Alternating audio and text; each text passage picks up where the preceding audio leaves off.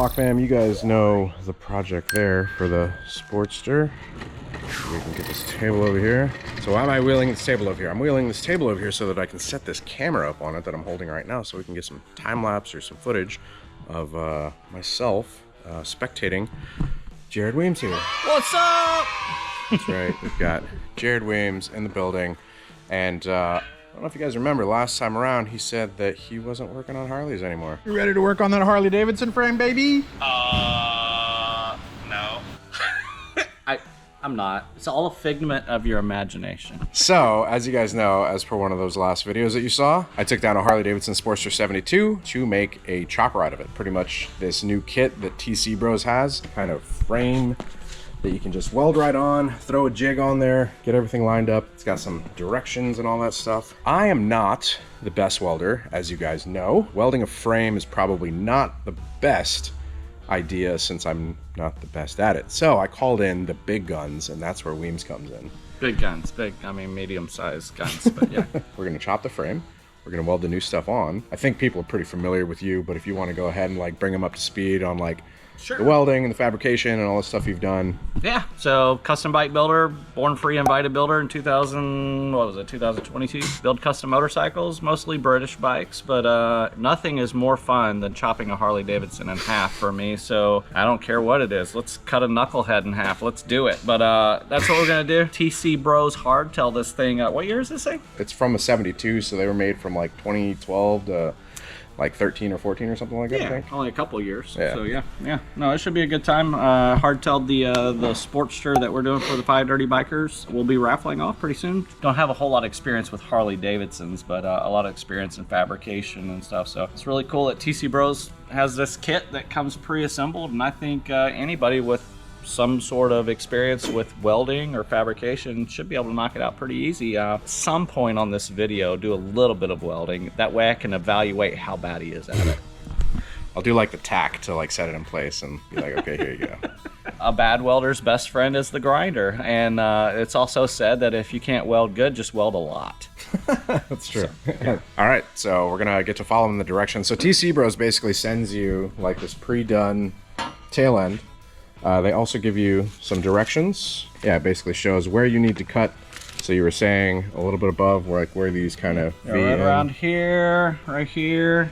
You gotta cut this plate right here. It has all the templates right inside of the instructions. Makes it pretty easy to do. Chop that stuff off, and then it's time to start welding on a hardtail. And then we do also have this thing over here, which is a plate that we're gonna use like some of the hardware that TC Bros has provided to bolt into here, which should line everything up correctly. So definitely an easy version. You're not left to kind of like doing those dimensions and everything yourself.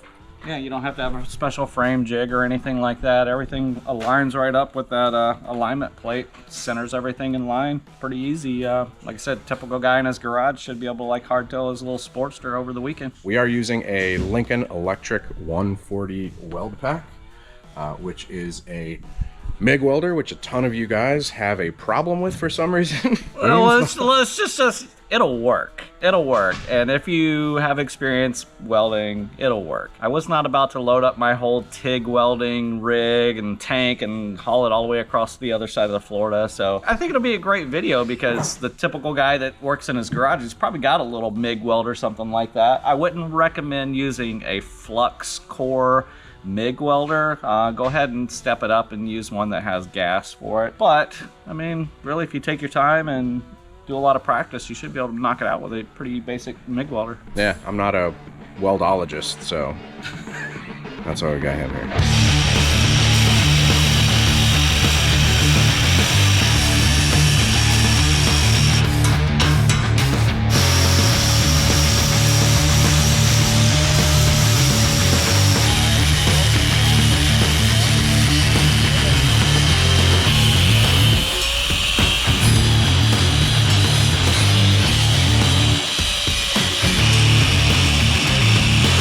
All right, it's actually a chopper now. Chop! Right, because we chopped it. Officially a chop. Chop. I mean, my side wasn't too bad, you know. This is actually just gonna get a plug welded over the top of it, so has no structural use anymore. That makes me feel so much better. It's like the Tin Man came over here and was gnawing down on this thing. Like, what the Would you say you're like, you gotta be easy because my feelings are easily hurt? My feelings were easily hurt. I'd have stopped a long time ago. Well, my feelings are easily hurt. So, that's true. Remember that. Chris stays out of the comment section. I'm right, motherfuckers.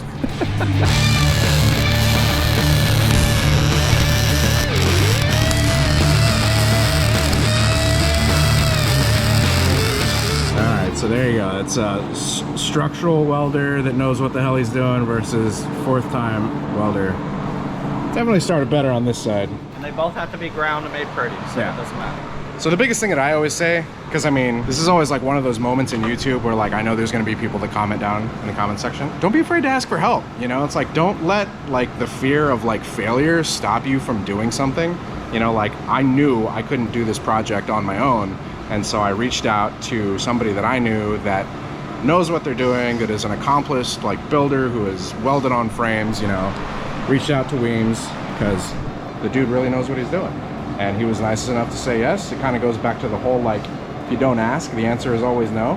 And so I asked, despite him not, like, being super cool with Harleys or working on Harleys. And he said yes. So I appreciate it. We're working on motorcycles. That's the main point. It doesn't matter what brand name is wrote on the side, because who cares? Yeah. It's a frame. Everybody learns at some point. Everybody's a beginner at some point. So might look like but it's getting powder coated and we got a grinder, so it's okay. I just don't have to grind off as much. Yeah.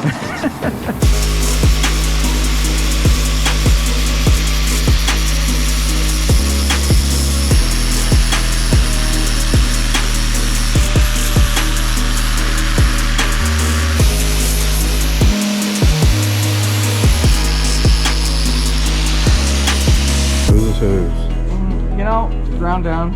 They look decent. But if I had to guess, I see the pit right here in the crater. Road? That has Oh yeah, there you go. There you go. Road? No, it's not road. All right, so in this part of the video, we got to get the jig connected.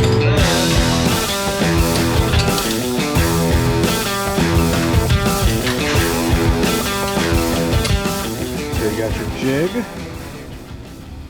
And that's how it matches up. Pretty big difference. Huge difference, obviously, in geometry. Sweet. Almost looks a little more straight out, but, you know. It'll look good. Precise tools here. Got a 500-pound working load limit Husky strap. Anything. Harbor Freight one. Yeah. Some C-clamps basically holding the top of the new frame to the old frame. Could run a weld here.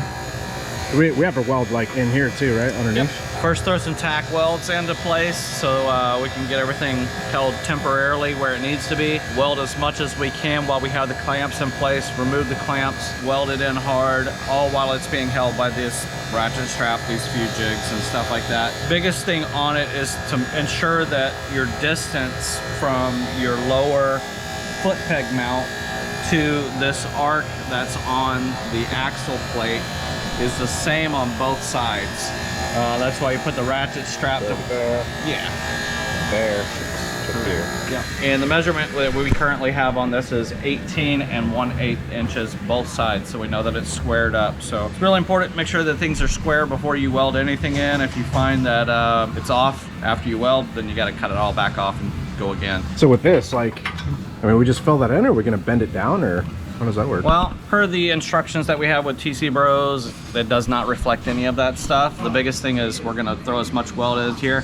A lot of the weld's gonna take place on the inside. That's why we ground away that on the inside. That's where you're structurally going to have all of your force held at. You could torch that up, bend it around so it looks nice and pretty. Not necessary though. It is a Sportster after all. Hey, take it easy. We're making it into a cool Sportster at least. It's gonna be a cool Sportster for sure. It's gonna be an incredibly rare Weems touched and built Sportster. One of two.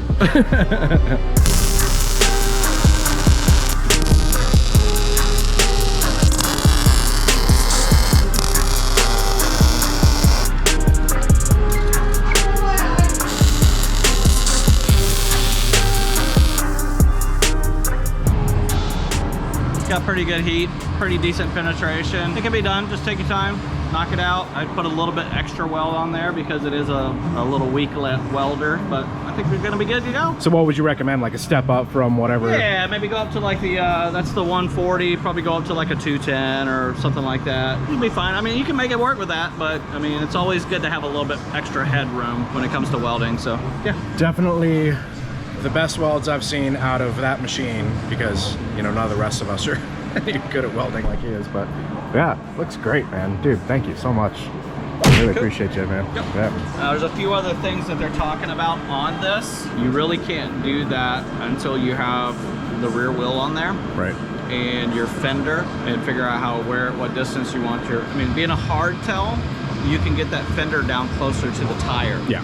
What I usually do is take like a chain, like a 520 or whatever Harley chain, run it the diameter of the tire and lay the fender on top, so you know that you're going to have basically a 1/2 inch to about 3/4 inch clearance between the tire and the fender. Right. You ain't got to worry about, like with a suspension, that tire travels and the fender stays still. Well, both of these are staying still. So if you want that nice clean look, you want to get that fender down on that tire. You don't want to leave that big gap between. It just looks kind of goofy. Right. So once you get that chain on there, on top of the tire, lay your fender on there, then you can figure out the distance between that seat post and where your fender is. Weld you a couple tabs, a couple bungs, however you want to mount your fender.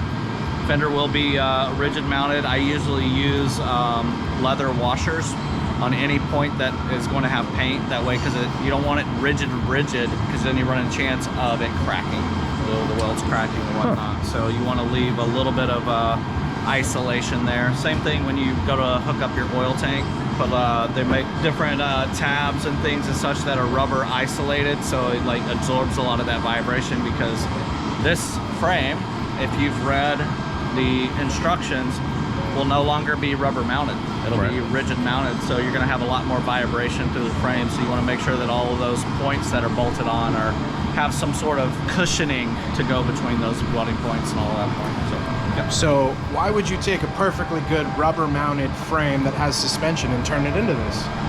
Because they look dumb, and when we get done, they look cool.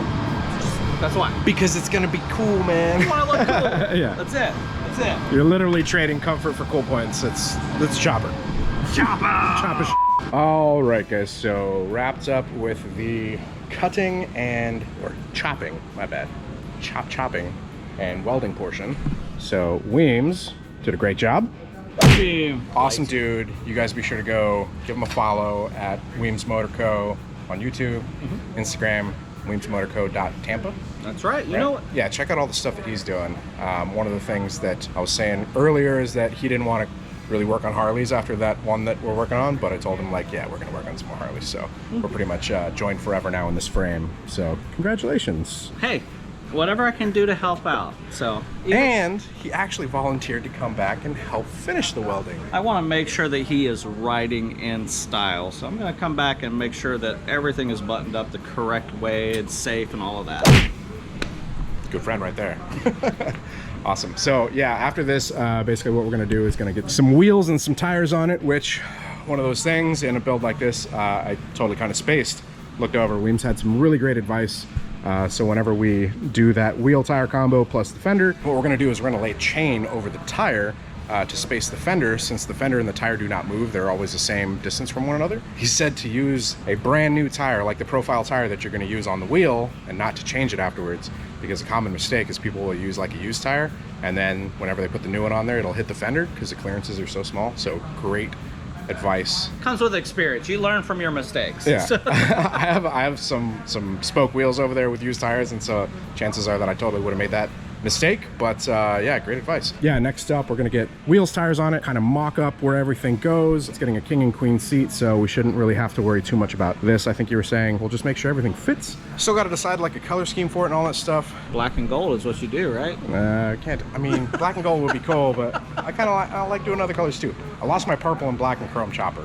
Oh, so, yeah, you did. You did. That was a nice bike. That was a nice bike. Yeah. So I kind of missed that one. Too many bikes, too many projects, too many ideas. You can have one of each. Yeah. It's a good problem to have. I'm not complaining. Weems is going to head back to Tampa. So yeah, thank you once again for coming, man. Really appreciate it. Absolutely. Like I said, you guys go follow him. Go check out his channel. Go hit the subscribe button. Go follow him on Instagram. Check out all the cool shit he's doing. Have a safe trip back. Peace. All right, guys, so we are basically to the point now where we have to take this frame and we're gonna start doing the mock-up stuff to it, so like get some wheels on it, front end, all that stuff. Big thanks once again to TC Bros for helping with this build. It was actually kind of inspired by them because I've always wanted to do like a hardtail Sportster. Whenever they came out with this conversion for the rubber mount Sportsters, I hit them up, I saw it, and I was like, yo, would love to try and do that, build something with that. So yeah, they were on board. They've always been incredibly supportive of the channel. Got a TC Bros banner over there. Next steps, getting this thing basically set up as a roller. Don't necessarily have to put like engine and all that stuff back in it, but we got to get front end, wheels, tires, and then start kind of mocking up where we want the fender to be, and then how the seat will be positioned, gas tank, and then once we've got all that decided, we can start basically tack welding so that everything stays in place, and then I might try to weld it, or Weems will come back. I'm not sure when he's supposed to be back. However, right now, at the moment, I would love to be able to move it over to a lift, but I have a project that's taking a little bit longer than anticipated, like they always do. Harley-Davidson Iron 72 bike conversion build. It's not really a build, but yeah, doing that, waiting on some parts. That way I can actually roll it off of the lift. So I gotta wait to finish up one of those in order to get this thing back on there so that we can continue working on it. But this is definitely one of my big focuses. I'm gonna get the Iron 72 that's on there right now off of there, and then we'll replace it with this one. Once I have a spot on my lift, we'll get back to work.